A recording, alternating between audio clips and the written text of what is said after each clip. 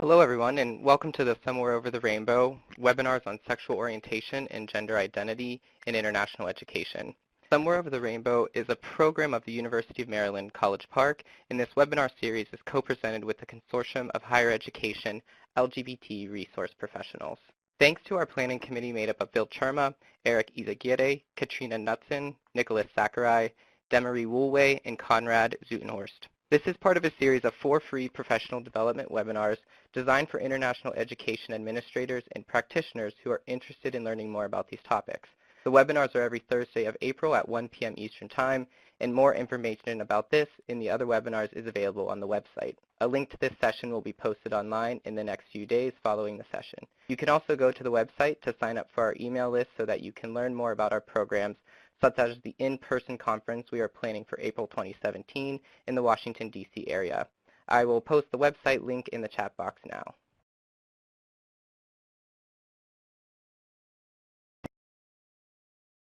Today's session is entitled LGBTQ-Responsive International Exchanges, and it is presented by Randal Mason.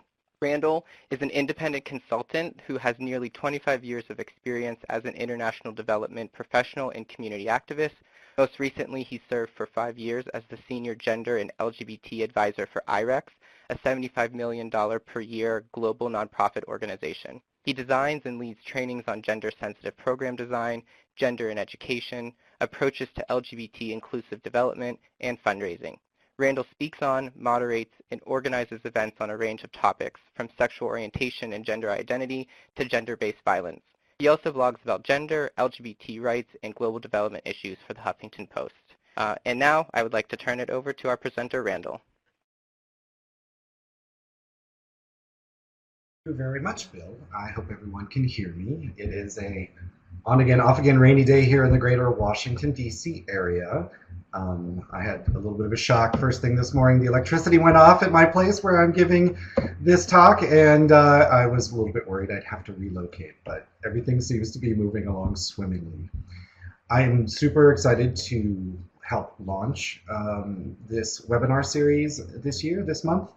I had the pleasure of attending the in-person Somewhere Over the Rainbow conference last year at the University of Maryland and thought it was just stellar. And I want to salute the organizers for their vision and leadership around these issues. And as I'm seeing people log in and saying hello, it's great to see so many people from around the world and from different universities and so forth.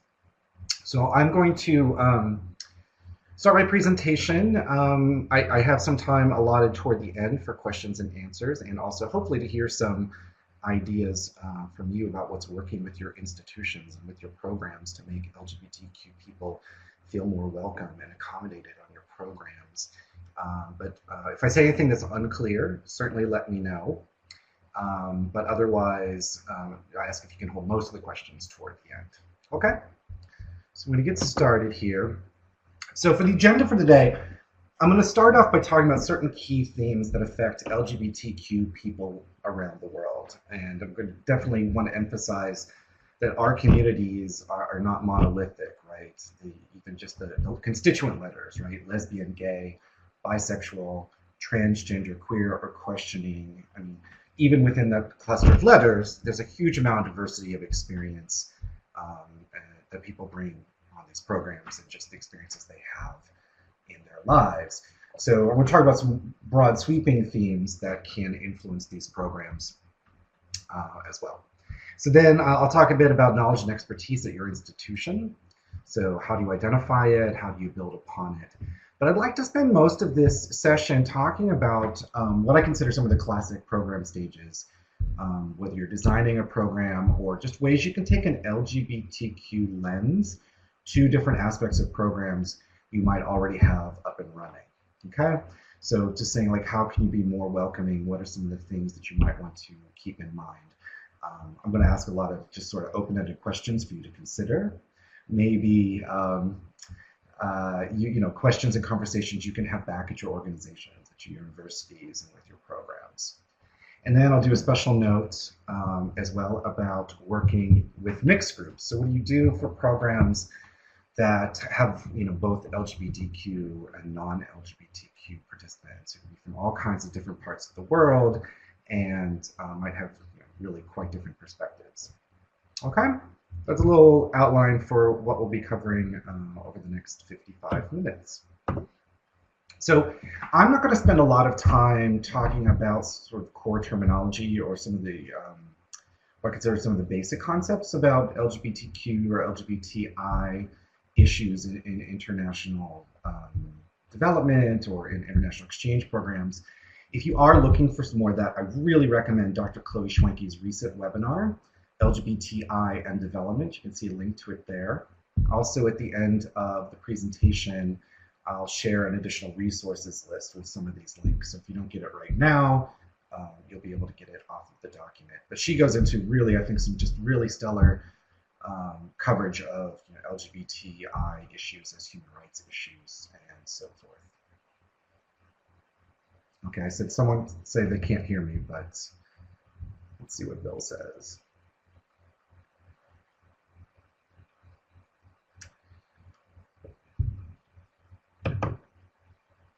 Okay, Bill's working with that person. Thanks, Bill. Then the other thing is, if you want to hear some of the voices directly of international LGBTQ participants on exchanges, there was also a recent Education USA interactive web chat on LGBTI campus life, and these were for LGBTQ students who came to the US, mainly on undergraduate and graduate programs. But I just think it's always great, as much as possible, to hear directly from people who are going through these experiences, and you can just hear their own words and perspectives directly. Okay, and again, I'll share these resources at the end if you didn't catch these links right now. All right, some of the key themes I want to talk about around violence and visibility and also resilience. So the UN in 2011 came out with a report about LGBT persons and noted that violence against LGBT persons tends to be especially vicious compared to other bias-motivated crimes. So I think that for communities around the world, violence, the threat of violence, and minority stress are just a given. It just depends on to what degree for that individual person or those communities, right? But it's something that I think that our communities just need to navigate, or constantly navigating all the time, all right? LGBTQ individuals, especially transgender and gender non-conforming people, experience high rates of exclusion from education at all levels, formal employment, housing, healthcare. I mean, I could go on and on. But because of these two factors, the violence that I mentioned and also the exclusion from a lot of resources and public structures and institutions, and even informal ones, and being anonymous, right, being invisible or trying to or remain, it can be a form of protection, right? So people being able to choose when and where they are open about who they are, if they choose to do that, that can be a form of protection that is very vital. However, when you're trying to build alliances, partnerships, get more LGBTQ participants on your programs, it might make it more difficult for outreach, right? It could take some extra time and also just extra care. And additionally, it also makes data collection difficult. We're really struggling. I think we're seeing more and more data. The data is better and better, or the data are better and better. But there's still just a lack that we're trying to see about what the needs of our communities are around the world. Then also, even the terms lesbian, gay, bisexual, transgender, queer, or questioning may or may not resonate with Indigenous identities, right? So people from around the world may identify differently. There could be traditions that go back for decades, centuries. We sometimes, in shorthand, treat them as synonymous with LGBTQ, but that absolutely might not be the case. It could be even just fundamentally different sort of takes on sexual orientation, gender identity, and expression. So I think these are things to keep in mind for this presentation. I'm using LGBTQ as shorthand, but I think we always, as anyone who's international travelers or international development professionals or people working with international populations, to keep that in mind, right? That this can be really a Western-driven identity model, and we want to be conscious of that. But the same thing is that movements to protect the human rights of LGBTQ people are happening across the globe with creativity and resilience. I want to be very cautious when people are only talking about our communities in terms of vulnerability and violence. The other side is that people are really rocking out. The activists that I meet, the people who are doing great grassroots work, national level advocacy in their countries and communities, just all over the place, right? We don't want to discount as well this fantastic work that people are doing. So it's about holding all of these sort of at once, right? These themes across today's presentation. Okay, so many of you might already know the term outing, but it's basically to disclose someone being lesbian, gay, bisexual, and or transgender without their permission, right? So, sometimes people do this unintentionally, sometimes people do it, tabloids do it purposely, but it's something to really keep in mind at our organizations. People may be selectively out, right? Even the model of being out can be a very Western sort of concept. People navigate their sexual orientation, their sexual identities, their gender identities and expressions in different ways all over the world, and in different ways within communities, right? There's no one way to do that. So realizing that people could be out in the LGBT community, but not to their family. They could be out when they travel, when they're abroad, but maybe not at home.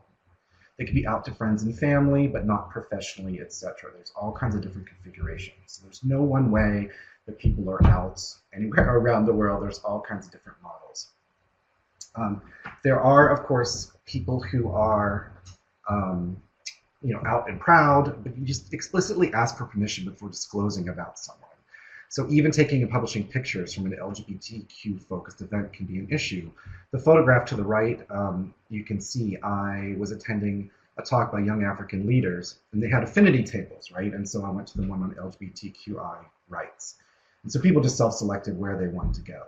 The official photographer for the event was coming around and snapping photographs, and the activist on the far right of the photo just stopped the photographer and then asked people at the table, is everyone okay having their photograph taken? And the official photographer was just taking pictures of all the affinity tables, was taking pictures of all the participants, all the subjects. But it's something just to pause and think about, right? So our instincts might be to want to publish more photos of people who are LGBTQ identified or doing LGBTQ work as sort of a welcome mat for our programs and our institutions, but realize it's really important to get explicit permission. Because being out or even being outed can lead to loss of livelihood, expulsion from education, familial rejection, and it can literally be a matter of life and death. So here are just 3 examples here. The person to the right, B.C. Alimi, is the first and only man to ever publicly come out in Nigeria. He came out as a gay man on national television. The backlash was so bad that he had to flee the country. The TV program he was on was canceled. His life was threatened and so forth. And they're now doing a documentary about him and his experiences. Back in 2011, the U.S. Embassy in Pakistan had a pride event that ended up touching off demonstrations in 3 different cities.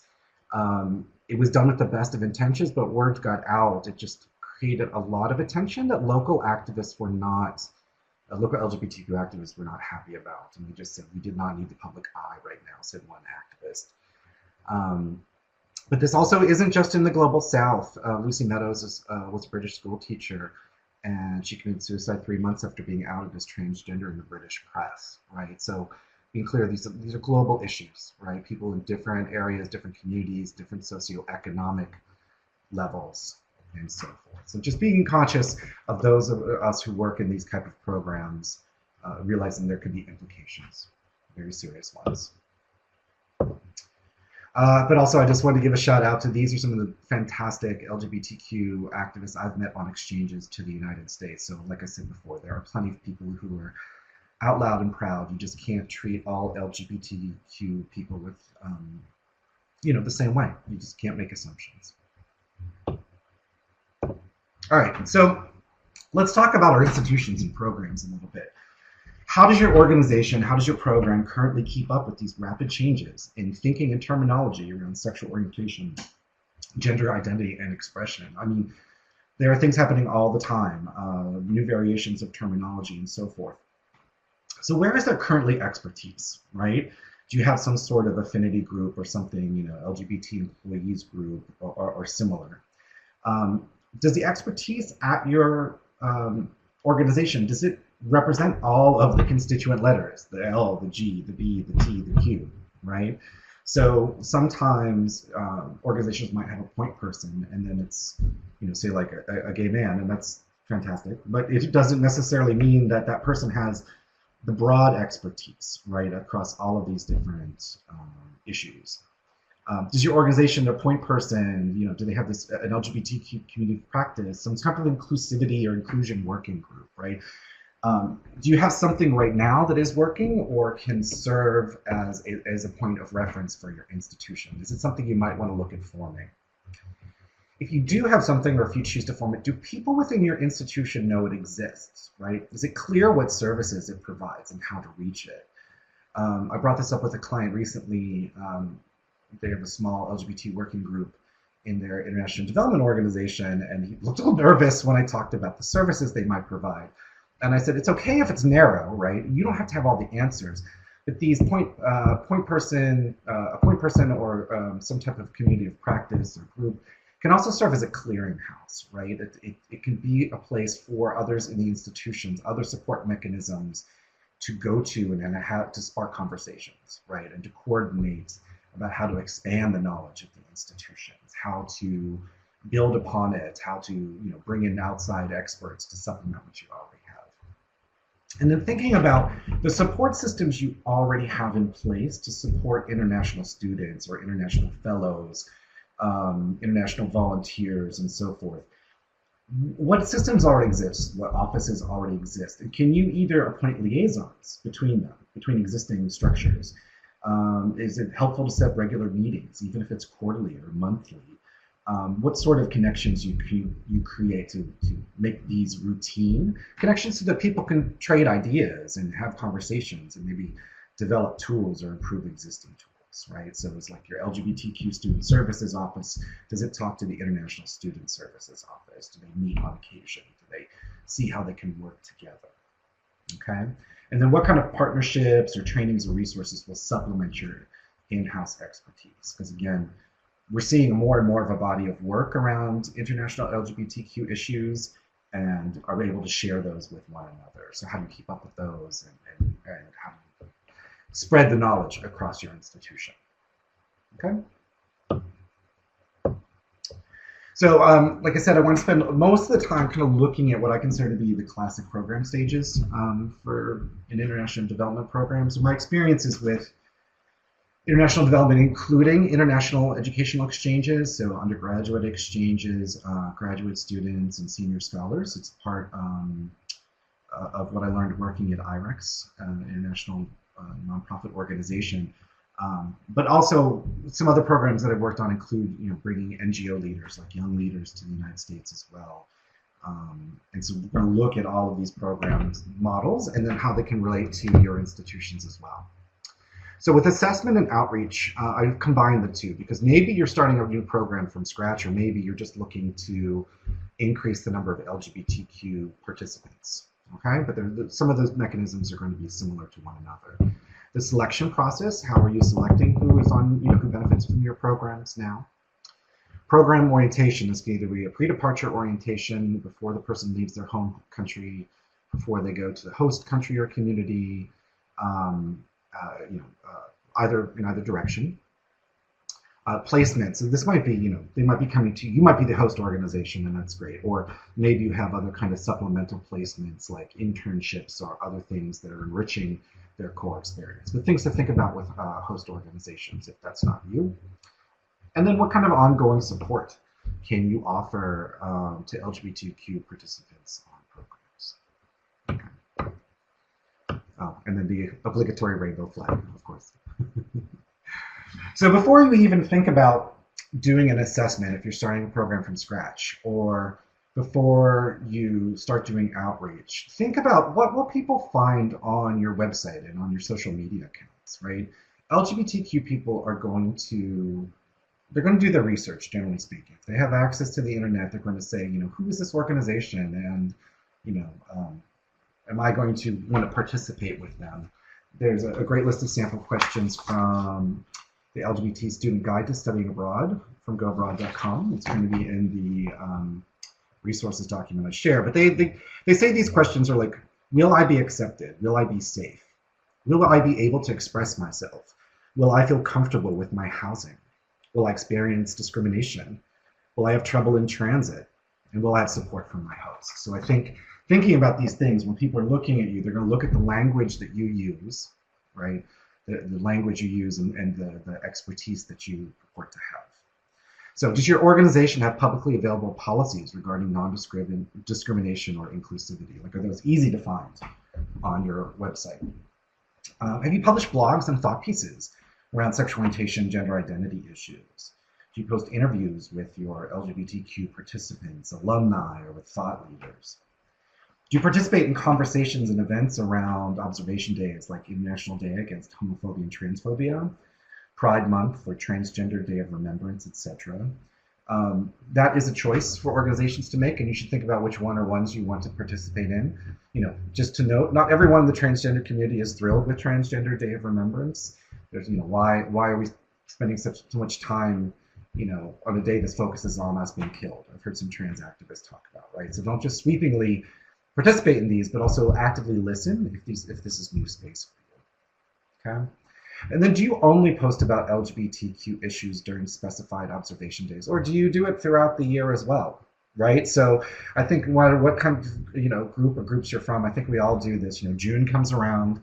Some of us go, okay, here we go. Here come all of the Pride events, and here come all of the panel discussions.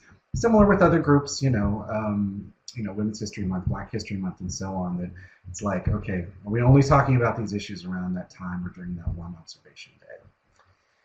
And again, do your posts and events represent all of the LGBTQ letters as well as other identities? So if you're doing interviews or stories or blogs, is it mainly focusing on only one of the letters, right? Like say only gay men, for example, something like that, or is it focusing on lesbians, gay men, and bisexual men and women and others? Or are you not focusing on transgender people or gender nonconforming people? Those kind of things to do to think about in what is your public facing, what's your outward facing institution? What does it look like to someone who is thinking about either partnering with you or participating in your programs?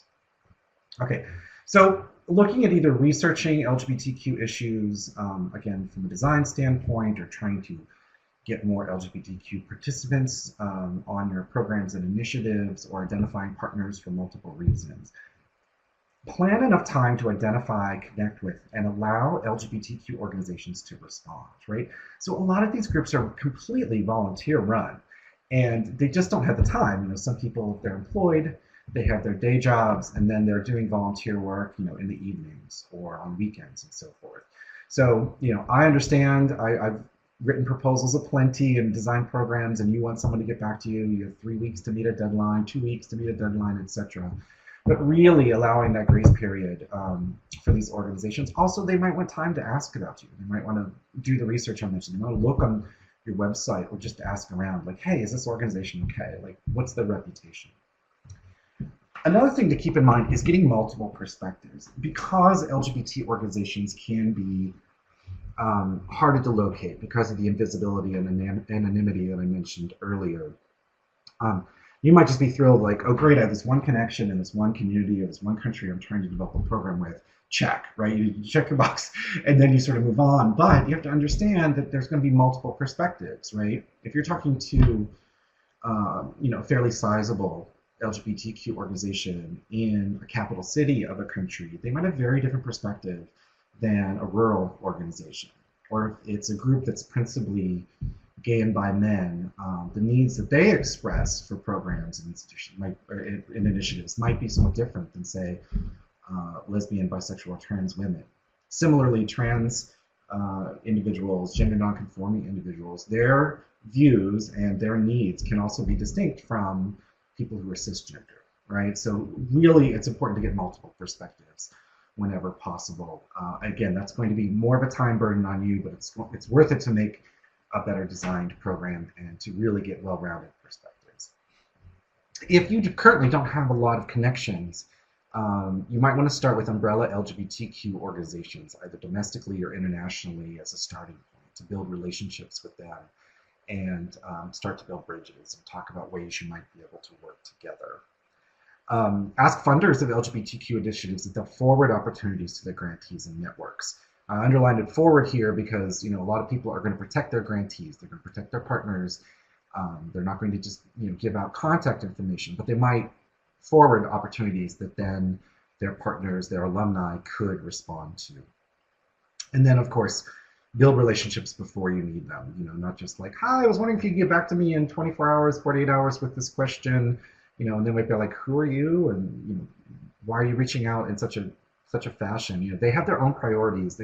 Some of these groups are really burdened with the amount of work that they have to do on little to no funding and with maybe an all volunteer staff. And then to right is just a handful of sample organizations that you can look at. This is hardly representative, but if you're looking just to sort of get started and doing research, these are some ones to consider. Some are membership groups and so on.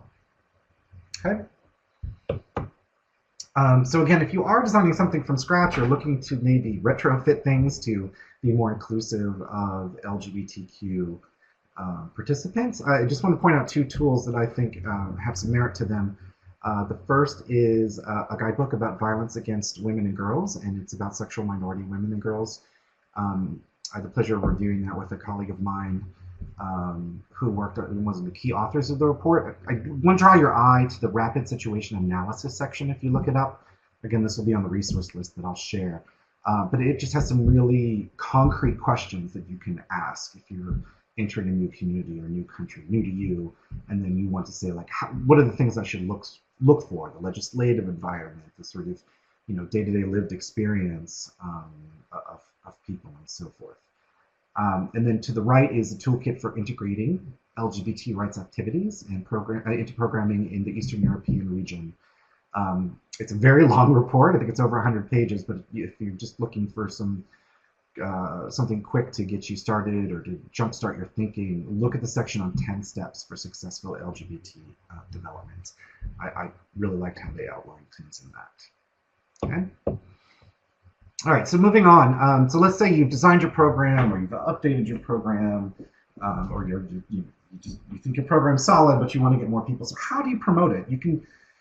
Is it a program with a single country? Is it a program in multiple regions? They might have very different atmospheres around LGBTQ issues, right? And the realities for our LGBTQ people could vary dramatically. So you really want to put some thought into it when you talk to, in-country sources and experts and partners who are living this from day to day, right? So you ask several of them about what language is appropriate. So is LGBTQ the right language? Are there indigenous terms that we should use in addition to or instead of? Decide how public your promotion should be or how behind the scenes, right?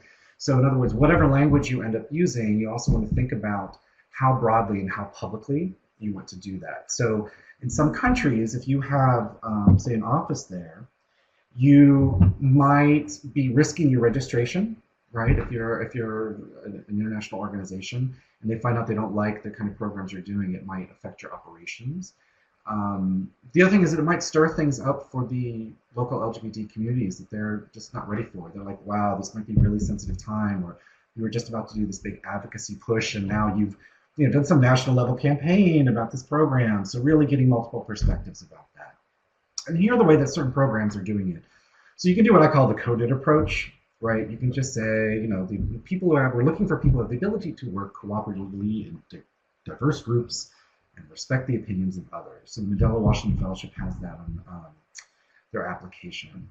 But they also have what I call sort of like the diversity list, right? You can add things about sexual orientation and gender identity in protections, right? So you can add this with a string of qualities. So maybe it's not so in the forefront and making your program, your organization, initiative, maybe more of a target or stirring things up. And then there's like the subtopic approach, which is like this program, Community Solutions, that I've worked on and has brought LGBTQ people to the US to saying LGBT rights are a vital subtopic for your fellowship, right? For you to study, those kind of things. To say, among the topic. It's not just that we're looking for LGBTQ people, which is great, but that also it is a topic that is worthy of fellowship, worthy of participation. And then also going just super explicit, right? We are looking for individuals with experience supporting LGBT communities. They're welcome to apply. And just want to point out the Peace Corps' LGBTQ volunteers, FAC. They have 2 pages, it's up on their website, and they've already anticipated questions from potential applicants who are LGBTQ. And what does it mean? And do you accept LGBTQ volunteers? And what if I have a partner? And will I be safe? And do I have say in which countries? Like so on. They really thought through. So just want to give a nod to them. I think they did a great job proactively looking at these issues to make the process easier for people. And then notice that I said in my wording, this is just suggested wording, individuals with experience supporting LGBTQ communities, right? So you might not, it's generally not appropriate to ask people maybe to self-identify as LGBTQ for all the reasons I mentioned, but you could say, we're looking for people who know these communities and you're welcome, Tommy. I really do think it's great, the tool that that Peace Corps has and the training that they're doing for their staff around the world as well. But the other thing is thinking about, ultimately this is making it easier for participants. It sends a very powerful signal. It helps get them jump-started if they're thinking of participating with you. Okay. Oh, and then the experience supporting individuals with experience supporting LGBTQ issues or communities. The reason why I mentioned that is because one of the first people that I met on an exchange program who was doing LGBT work from Uganda, it was a straight ally, right? So you're thinking about, are you looking at this demographically? We want more LGBTQ people, or we want more people with have knowledge and experience supporting LGBTQ communities. The reason that I mentioned that is just be clear about what you're looking for, right? There are plenty of people who are LGBTQ identified who maybe don't know these issues, like politically or otherwise. They affect them, they have to navigate them in their lives, but it's not necessarily the same thing. So applications. Let's talk about moving beyond the binary a little bit. So several of you, or a lot of you might know that there are already countries that legally recognize a third gender. You can see a list there. I don't know if that's a complete list or not, but there are already countries where you can just have people can have in their passports and other documents that they are a third gender, right? So are your forms, your application forms, your medical forms, etc., are they keeping up with that reality? Consider updating your applications and medical forms to move just beyond the 2 checkboxes, right? So here are ways that some other programs and organizations do it. So again, the Mandela Washington Fellowship Program, I talked to a program officer there, and she said, we ask for applicants' gender, not sex. And we have 3 categories, male, female, and then non-conforming. I just added the third gender. Think about your wording. I would strongly recommend not adding other, because you would literally be othering people who don't fit into male and female. Just thinking about the wording there. So moving to 3 categories is an improvement. I don't think any of these options are necessarily perfect, but again, in real time, we're trying to find our way in these programs, right? How do we support people? How do we make them feel welcome? And so on. So you can also ask for both sex as matches the person's passport, because sometimes you might need official documentation to match, say for travel visas, for example, right? But then you could say ask gender and leave it blank, and then that way they can put in whatever answer they feel is appropriate. The issue with leaving options blank for that is it might be harder for data collection for you, right? To sort of aggregate these to say like what populations you're serving. So make a judgment call about that. And then again, Peace Corps they ask for, this is on a medical form, right? So they ask for both gender identity and gender assigned at birth. So consider what's truly required, what can be made optional, and what's required at which stage, right? So Peace Corps was saying that only like very few people see the medical accommodation form, right? It's kept highly, highly confidential, right? So do you even need to ask this up front? And confidentiality, again, is a big deal in these forums. Again, I know you want to promote them. We all want to promote our programs and so forth, but keeping in mind the security needs of LGBTQ participants is paramount. Oh, there's my little graphic at the end. That's great. So selection criteria and process. As you can see the image on the right, which I found via Tumblr, They say LGBT, but they mean LG, and then you can barely probably see the T there. So there can be an issue in using LGBT as this just kind of general checkbox, right? People could say, oh, we have an LGBT participant, or yes, we've had LGBT participants, and maybe you just really had G participants, or just had gay male participants, or something like that. Again, starting to look and see and pull apart the letters. It's useful, I think, as an umbrella term at times, but thinking about, and pulling this apart to say, are you really representing communities across? Okay. Do application reviewers, selection committee members, do they have expertise in or representation from LGBTQ communities? Like, who's making the decisions looking at the documents you collect? What are the educational requirements to apply? Again, since there's such a high rate of exclusion from school, people can be bullied, transphobic bullying or homophobic bullying could be leave for their own safety or be pushed out. They might not have the same educational attainment, the same educational performance as non-LGBTQ peers. And so if you have certain levels of requirements, you might unintentionally be excluding LGBTQ people. Okay. If you're doing a program like a leadership program,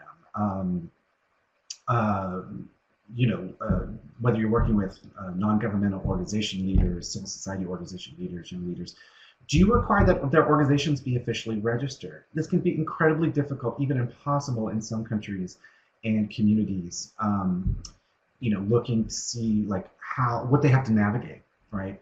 So I understand if you are a host organization, if you're an intermediary organization, if you're a funder, this is a way to do due diligence to say someone has reviewed them, someone has vetted them at an official level. At the same time, a lot of the biases and a lot of the laws and policies can work against these institutions. Do you somehow give weight, either point structure somehow to LGBTQ experience or other diversity factors? Is it just a would be nice kind of thing? You're like, oh, that'd be great if we get more diverse participants. So is there some way to kind of add weight, add heft to the decision-making part if you do a scoring process, for example, with whatever your programs are for your institutions? And again, maybe you consider a diversity matrix to look at people and also consider people with multiple identities. There's also some thinking, thanks Evan, there's different thinkings around even using the terms LGBTQ, LGBTI, etc. I'm of two minds. So one is inclusivity is incredibly important, right? But then I've also heard some activists say, don't just add on letters if you're not actually providing services to those communities. So I think you want to strike a balance. My recommendation for our organizations is that you make a thoughtful decision and then, as possible, be consistent across your materials, right? So that people understand that the thought went behind it. But again, yes, usually thinking about how to make people feel more welcome, but don't just hang up a shingle necessarily if then you don't have the expertise to back it up, or if you're not sure how. So but try to balance those. All right, so program orientation. So you've selected participants. Things to think about is avoiding unintentional heteronormativity, right? So heteronormativity means that you think that heterosexuality, either consciously or unconsciously, think it's just more normal or more natural, right? So I'd say take a LGBTQ lens to any orientation materials, right? What sort of workshops, what sort of sessions do you have on gender interactions, right? Are you unintentionally, when you're talking about dating life, for example, are you unintentionally only talking about men and women dating, right? So both, if you're not either using, say, gender neutral language or gender inclusive language, you might be sending powerful signals to people that are participating in your programs, right? If you're giving advice about friendships or socializing, if you're doing things with sexual harassment, I mean, we don't necessarily like to talk about this in the LGBTQ communities, but obviously there is also forms of intimate partner violence and sexual harassment and so on that happen in all kinds of directions with various genders. So thinking about what sort of guidance you're giving people, and I'll give you a sample slide from an organization in a second. But also just looking to avoid the gender binary, right? Trying to use terms like all genders instead of just like men and women. Thinking, being thoughtful about how you do these things when you welcome participants, when you reach out to participants and so on, because you can be sending signals to people that maybe they don't fit with your initiative. So my old organization, IREX, my colleagues there graciously let me use this one sample. This is from an undergraduate exchange program which brings Pakistani youth to the United States to study at U.S. universities. And this is one slide among many about their, welcome to the United States and things you could expect. But they explicitly talk about LGBTQI communities on campus. And you can see the sort of things that they talk about, but they just say, hey, if someone comes out to you, it doesn't mean that they're necessarily attracted to you. It's part of their identity. It's generally not okay to ask someone if they're gay, lesbian, or bisexual, or transgender. Let people self-disclose, right? So they say this explicitly so that some people who, the way that LGBTQ communities manifest in their home communities and countries might be very different. Maybe they're just not as exposed to the kind of communities that are on U.S. college campuses, for example. And it's a way to just say, hey, these people are there. And so both for LGBTQI participants, it's welcoming, right? Letting them know that you're thinking about this. And for non-LGBTQ participants, then it's showing that a validity to our experiences and our right to be on programs and initiatives. Okay, so placement. If you're an intermediary organization or if you're doing enrichment programs, internships or other type of things, have you done due diligence on the host organization? Do they have relevant anti-discrimination and inclusivity policies? If you're placing someone in an LGBTQ organization, is it the right size? Like if someone's from, say, a smaller rural LGBT organization, something like that, and then is placing them at a large national LGBT organization in the States, will they get the most out of it? Maybe doing something at an LGBT community center would be a better fit, those kind of things. So don't just think like, great, they're an LGBTQ person or they're interested in LGBT rights and I put them in an LGBTQ place. It could be a very different fit than we're looking for. If you are placing people from abroad in the US, are you placing them in a state with anti-LGBT laws or policies? There's a lot happening right now that some of us are monitoring and quite concerned about. So thinking about whether, how that's influencing your programs and placements. And then ongoing support, in addition to things like violence and being excluded from resources, one other thing to think about with LGBTQ populations is there's a lot of trauma, right? A lot of minority stress all over the world, people having to navigate being who they are, at whatever level of outness they are. Maybe they're stressed because they're not very out, or maybe because they're really out in their home communities, they're something of a target, right? So what kind of support do you offer now to all of your participants? And is it sensitive to some of the needs of LGBTQ people, right? For example, do you happen to have some sort of existing hotline, right? Or do you give out a number? If it's your own sort of hotline or support that your participants can call, are those people aware of LGBTQ issues, or can they refer, right? You don't have to be an expert on all of these things, but you should be aware that some of these things can come up. Do you proactively provide information for LGBTQ specific support services, right? So if you're giving, say, guidebooks or welcome to your host organization or welcome to the US or whatever direction or directions your participants are going in, you're helping them by putting things out up front, right? So that that's already there, so that they, especially if they're going through a time that's stressful, right? And cultural acclimation can be stressful for everyone.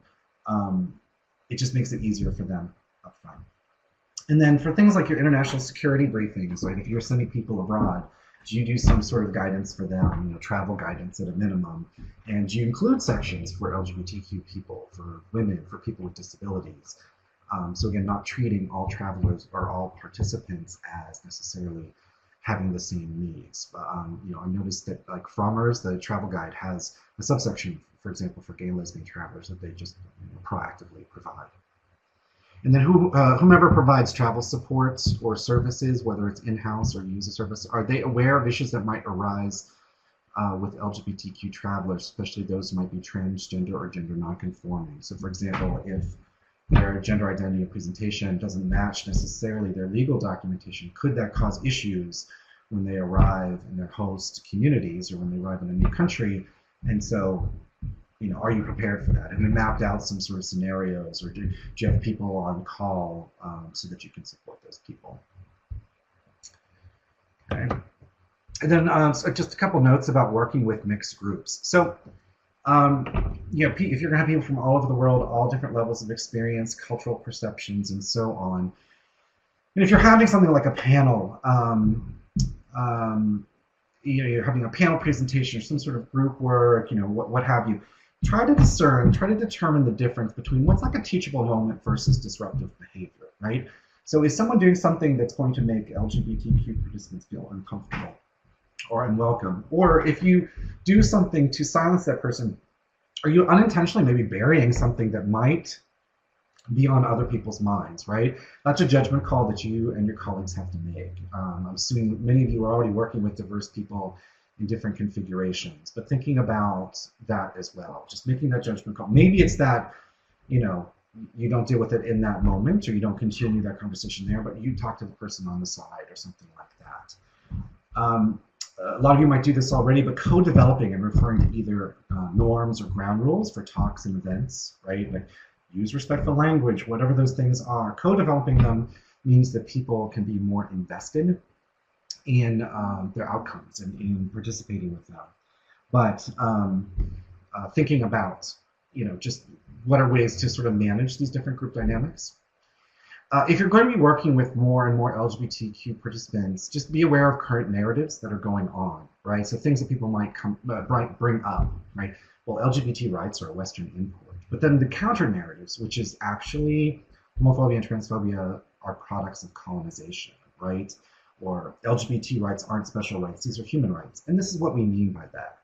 It's not that you necessarily have to know all of these arguments yourself, but having a couple of things in your back pocket in case people, you know, things come up with people, just thinking through some of these discussion points and being able to bring things up, right? You can simply refer to your organization's stated policies, you know, the policies of your donor organizations. There are times where, you know, an implementer might say, well, it's our policy for inclusivity, but it's another thing to say, you know, like, oh, the US State Department actually says that this is a priority for them for this program, right?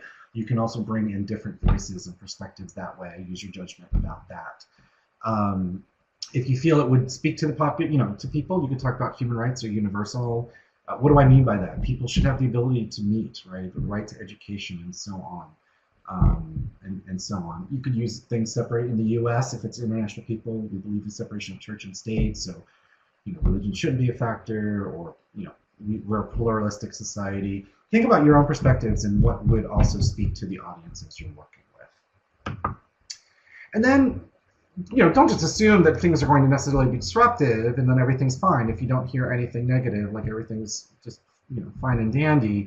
But what are you doing to actively integrate LGBTQ people? So I asked a friend of mine who, from another country, who had been on an exchange program to the US with, you know, it was a mixed group. And they were talking about, you know, it was great being with these people from just like a wide array of backgrounds, but, you know, they felt that it added to the experience, but it's not that they felt that they were a victim of discrimination, but the participants were also avoiding them, right? And said, you can see in the bolded there, which I added, the organizer could probably do more to make everyone feel comfortable and see that participants are not judgmental, right? So how are you integrating these things, bringing them up in advance, having, you know, looking to say, are you covering different topics and different populations across all the different subject matters that you see your orientations and trainings and workshops? You know, what are the examples you're giving of people and participants when you talk to people and so on? Who's on your speaking panels? You know, who's on, who do you invite to your events as keynote speakers and so on? These, again, are really important tools to think about. So some of the key takeaways, and then we'll segue into Q&A. Identify, expand, and supplement your expertise at your organization. Schedule enough time to build mutually beneficial relationships with LGBTQ groups. Get multiple viewpoints. Know that violence, exclusion, and trauma can be powerful forces in the lives of LGBTQ folks around the world. Invisibility, anonymity can be a form of protection, so never out someone without permission. Identities around sexual orientation and gender identity and expression vary across cultures, right? There are different ways, different terms, different ways of being out or not. Then take an LGBTQ lens to all aspects of your programs, just to look at them component by component and seeing where you can make improvements. And then proactively provide LGBTQ relevant resources to all participants. You know, people may not self-identify, but then that could be a really useful link that you provided. It could be, it could be life-saving to have some people just have that at their fingertips, especially if they're stressed or going through certain things. So I am happy to take questions now, and Bill, let me know if I'm doing this right, if I bring over the additional resources document that people can, some of these I've mentioned, there's a couple other links as well that you can welcome to, but I'm happy to take questions.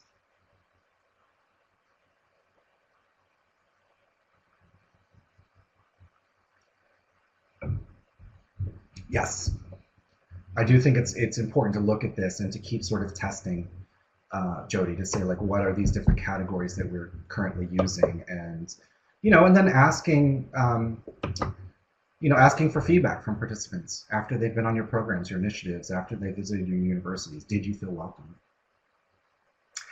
The technical, yeah, I couldn't agree more. Sometimes your organization, your program is going to be caught in the middle, right? You're trying to be progressive, you're trying to be inclusive and welcoming, but other official forms that you need to work with are not necessarily going to be up to speed, right? So you might have to do all of the above, ask for sex and gender. But again, thinking at what stage, maybe it's not the application stage, but maybe it's after someone's been selected and then you ask in order to help get them to travel overseas. Okay, so how do you speak to people who might not be familiar with LGBTQ issues? So there's a couple different ways that you can do it. So this is Patty's question.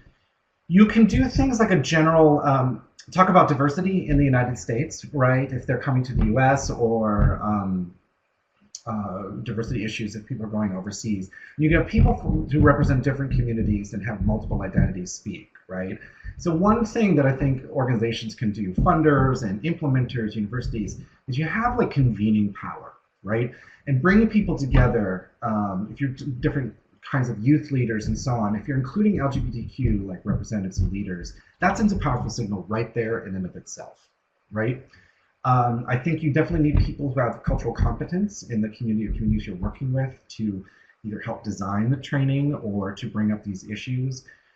Pull apart some of these things again about like what's behavioral issues, like how do people need to behave within sessions and trainings from a productivity standpoint, but then are you trying to really open some of this up?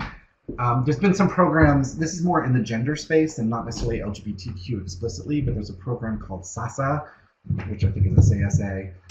It's a whole community approach, works in development countries, and they examine power relations in all directions, right?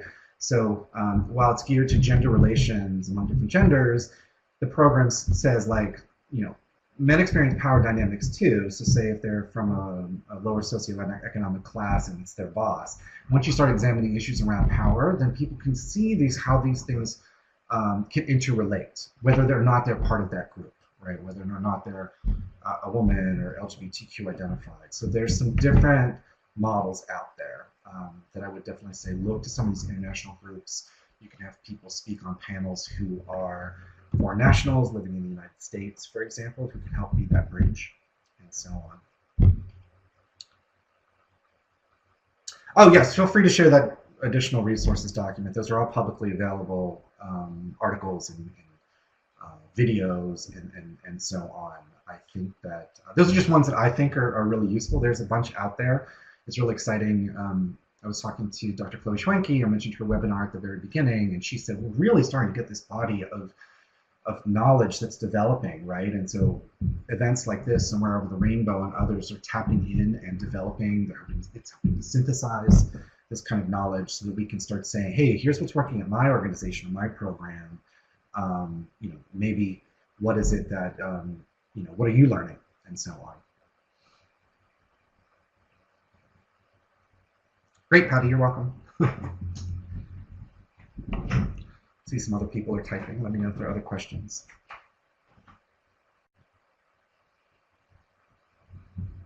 It's great to see so many universities and resource centers participate. Just fantastic. It's great to see so many people, and also I know there's other higher numbers behind the numbers because some of you are in a group.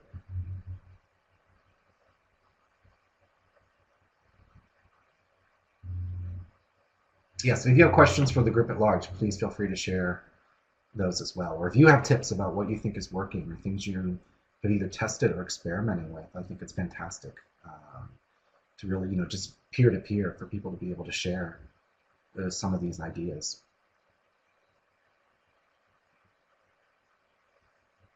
So I'm not sure exactly how to promote that specific question with Seville, Spain. I was in Spain a few years ago and it was fantastic, by the way. But yeah, again, just there's the literal translation, right? Like what literally translates in terms of language. But even honestly, terms like gender, right? Sex and gender in English, we talk about these as separate but interrelated concepts, right?